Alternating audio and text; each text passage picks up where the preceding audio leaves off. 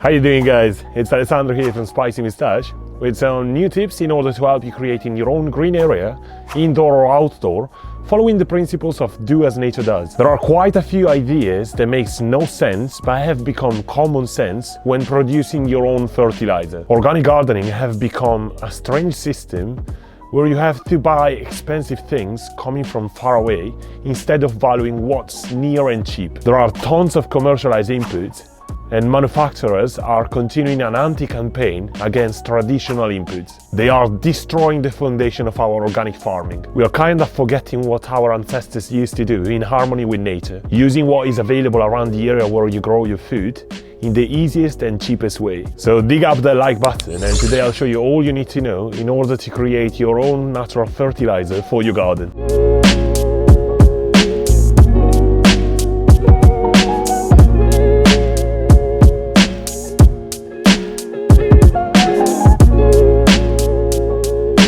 I've been researching a lot of different methods to grow my food, and one of my absolute favorite is Jadam natural farming. The main goal of Jadam is to bring farming back to the farmers, spreading an ultra low cost method of farming and creating a system where farmers, consumers and nature are in harmony. Jadam established a complete method of farming after decades of trials. It is based on the technical aims of SESE.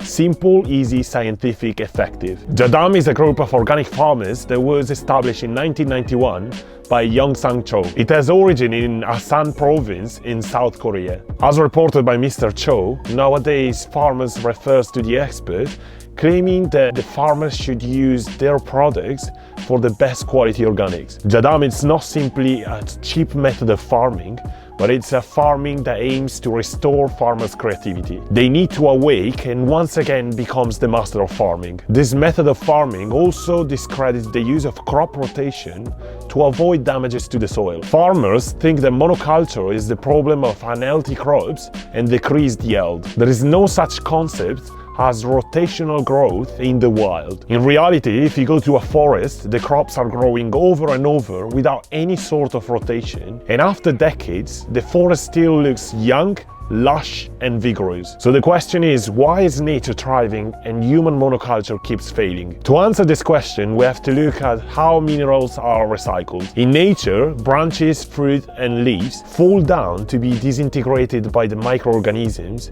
and return to the soil to become new nutrients. We are doing exactly the opposite, and what's worse, after harvesting the fruits, we remove the leftover crops as experts claim to be source of pests and disease. Crop residue contain valuable nutrients that should be released back to the soil so plant can grow again. Jadam does not recognize crop residue as a source of disease. It sees them as a source of nutrients to be used as fertilizer to be put back into the soil. Also, it doesn't make any sense claiming that crop residue are a source of disease, because these microorganisms, like powdery mildew, are everywhere over the soil. Imagine that just one spore can propagate into 1 billion in just 10 hours. So there is no way that burning or removing the residue crops, you will get rid of this disease. It is much wiser to keep your crop healthy by changing from disinfection to diversity. For example, cold viruses are everywhere, but we don't take pills every day.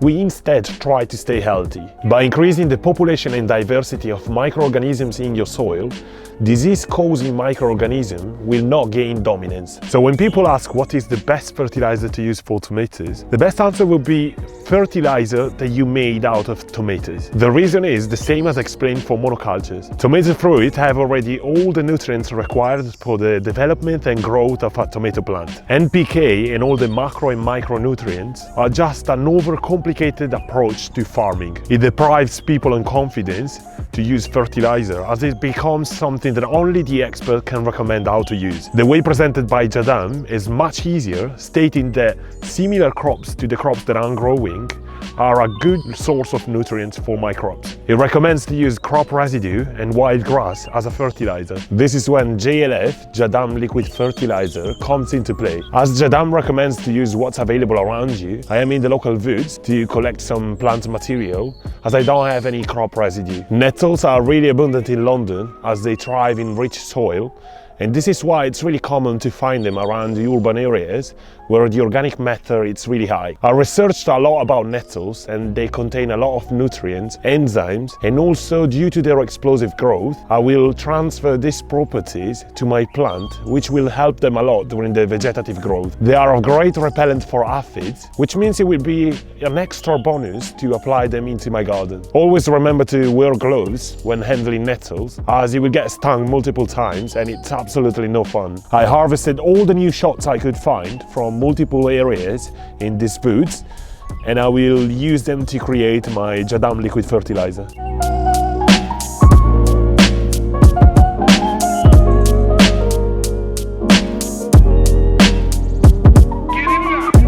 The second thing that you will need is leaf mold. This is basically the layer of forest leaves that keeps falling down and gets decomposed by microorganisms. The reason why you need this is because it contains all the microorganisms that you need to decompose the material that you collected. To harvest this, you just need to remove the first layer of leaves, that could be fresh or dry, and you can then pick up the first layer of soil. This will be decomposed leaves that are full of microbial activity. You could also pick up dry leaves and store them into a bean bag. Just remember to poke some holes at the bottom and on the sides to make the content breathe. It will turn into leaf mold in a year or two, and you could also top it up every season. So in this way you create a sort of biodiversity of microbes. The third and last thing that you will need is rainwater or filtered water. I use unchlorinated water as a second option if I don't have any rainwater available. You could also buy a filter from Amazon for about £20 to connect to your tap if you would like to have filtered water. Now add your plant material, in this case nettles, with your leaf mold and top up with rainwater and leave a loose lid on the top. This will be ready to use in 7 days, but the longer it goes, the better. Over time, you could top it up with more leaf mold and plant material, and there is no need to mix it. If you keep topping up with more leaf mold and plant material, it will last you for an indeterminate amount of time. If you notice that the plant material sinks completely, you can occasionally mix it. Keep your container in the same area where you're growing your crops, because the bacteria will thrive with the same weather conditions. I also made another one roughly 6 months ago, adding all the leftover plants I had in my garden, including tomatoes, tomatillo and pepper, all from the same family. I recently topped it up with more leaf mold, and I will top it up with more plant material at the end of the season. You can use this at a ratio of 1:100, but if it's a bucket that you started months ago, you will reduce this dilution because the organic matter in there, it's more concentrated. This was just one of the natural inputs that you could potentially make in your garden without spending anything. It just requires a bit of time,